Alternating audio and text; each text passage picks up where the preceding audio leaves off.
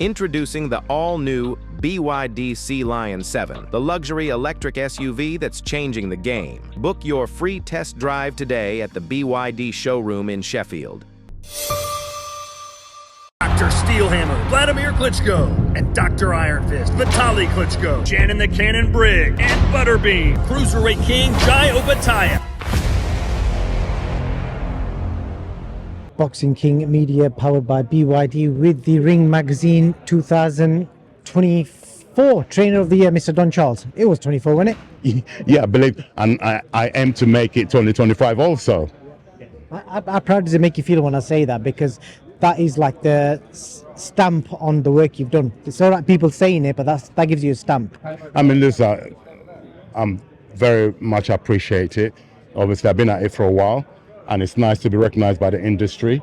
Yeah, it's and I want to put it to good use. Not very well getting that award, that recognition. I want to put it to good use. I've got many things I want to implement and introduce within the industry that I love. But obviously, first things first, we've got a fight on our hands here, a big fight on our hands. We have to go there, secure it. Daniel Dubois to become the undisputed, then will allow me to then start doing these introductions I want to introduce to the industry.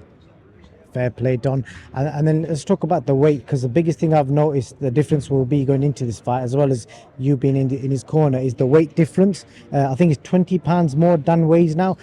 You try and describe it as a trainer. What kind of difference will that make on fight night? Well, Daniel's now a fully grown man, young man. So the weight is good weight that he's put on, yeah? Okay, so, you know, as to Daniel can already hit hard. Obviously, we don't want him to weigh too much. We know what weight he should be coming in at for the fight, yeah?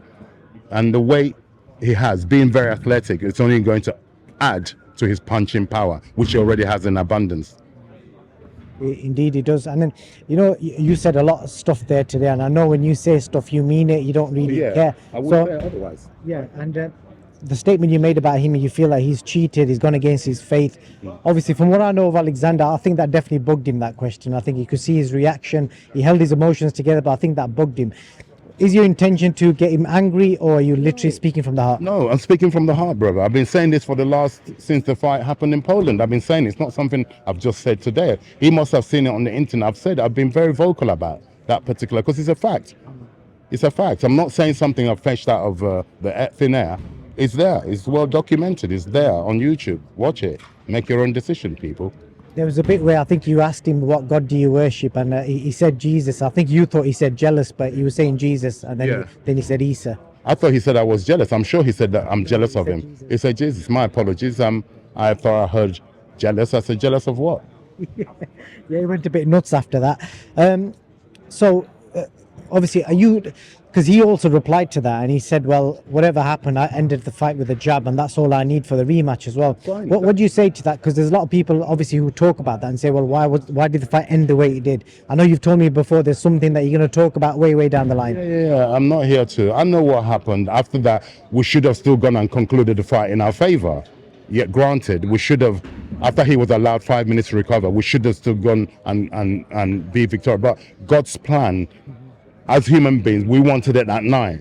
But God said, no, I'm going to show it to you. You're going to taste it. I'm going to take it away. I'm going to represent it in 2 years' time, wrap it up in a good package. This is a bigger package.